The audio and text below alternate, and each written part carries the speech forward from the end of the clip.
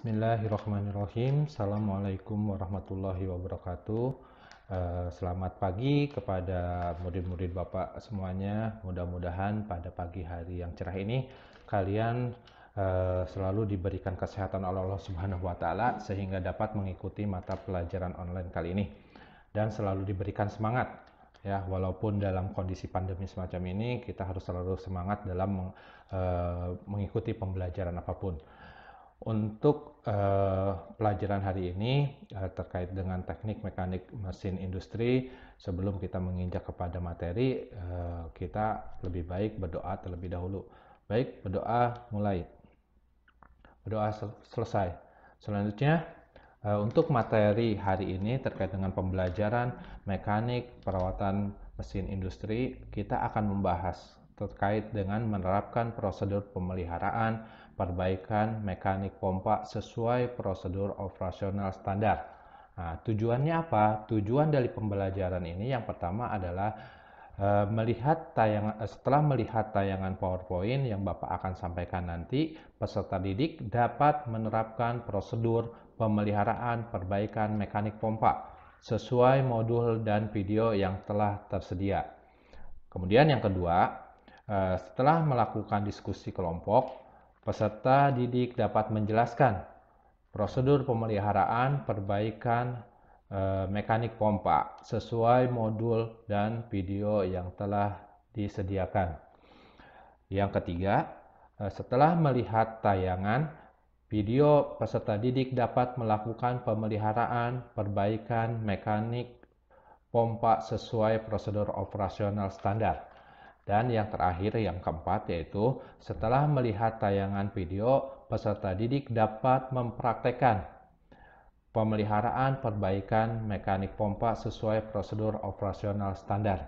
Nah, ini tujuan-tujuan pembelajaran kita hari ini. Kita akan mulai kepada materi. Ini adalah pompa, gambar pompa sentrifugal. Mungkin kalian sudah tahu, mungkin sudah melihat dari pompa-pompa yang kalian gunakan di rumah. Ini kemudian pompa. Apa sih prinsip kerja pompa tersebut? Pada umumnya pompa beroperasi pada prinsip di mana kevakuman sebagai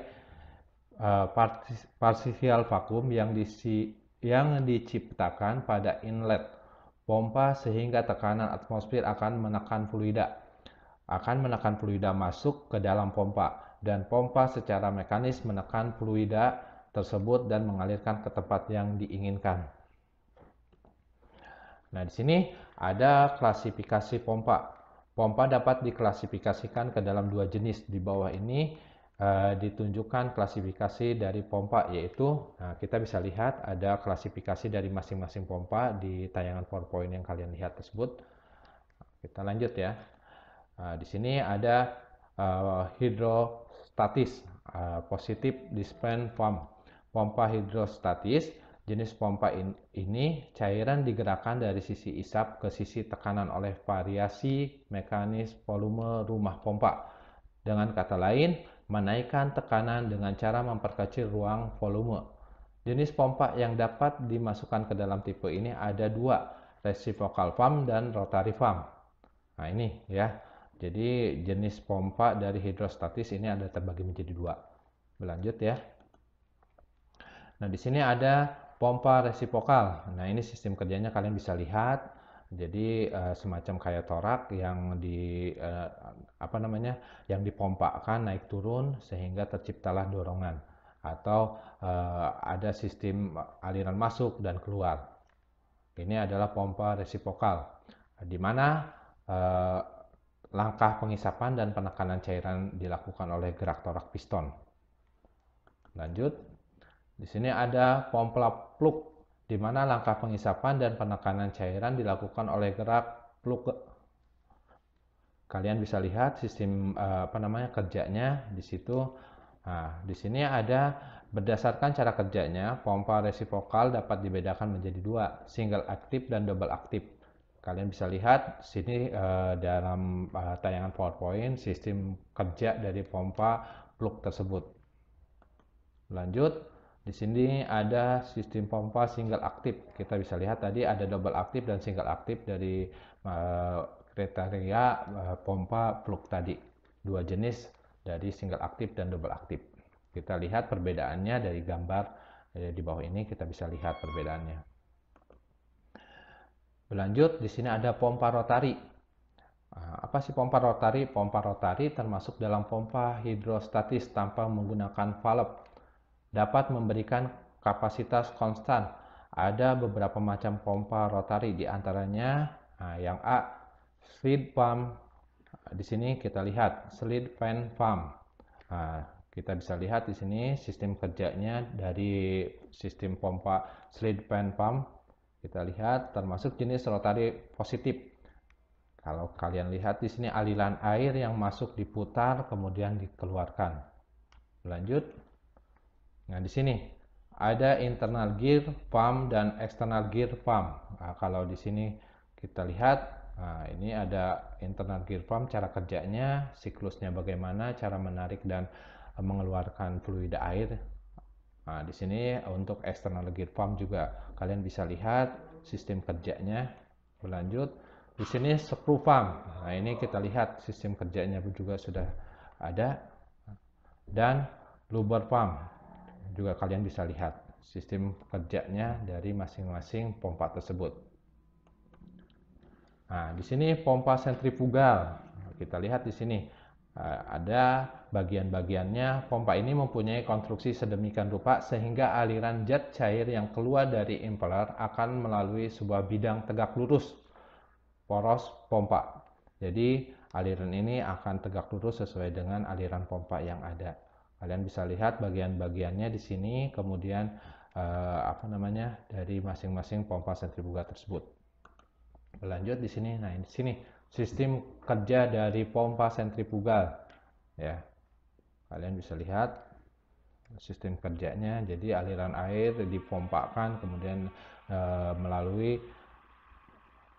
as yang berputar, semacam kayak kipas. Berlanjut. Nah, di sini pompa valve, sebuah pompa sentrifugal di mana cairan dari impeller secara langsung dibawa ke rumah volut seperti pada gambar berikut. Kalian bisa lihat ya. Di sini sistem kerja volut. Nah, ini pompanya. Kalian coba lihat sistem kerjanya ada di bawah sini. Ini konstruksinya. Berlanjut. Di sini pompa diffuser. Nah, ini pompa ini adalah sebuah pompa sentrifugal yang dilengkapi dengan sudut diffuser di sekeliling luar impellernya. Konstruksi bagian-bagian lain sama dengan pompa valve. Kalian berarti sama dengan pompa yang tadi ya. Lanjut. Nah, di sini pompa aliran campuran jenis valve. Kalian bisa lihat perbedaannya. Pompa ini mempunyai impeller jenis aliran campuran dan sebuah rumah.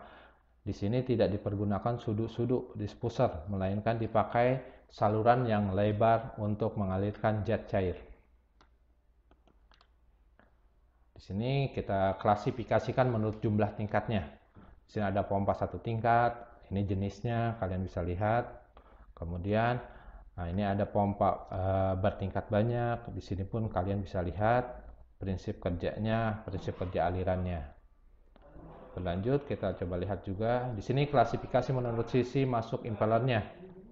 Di sini ada pompa isap tunggal, di sini ada pompa isap ganda. Ini yang membedakan dari masing-masing sistemnya. Kemudian komponen-komponen utama pompa sentrifugal. Di sini ada impeller.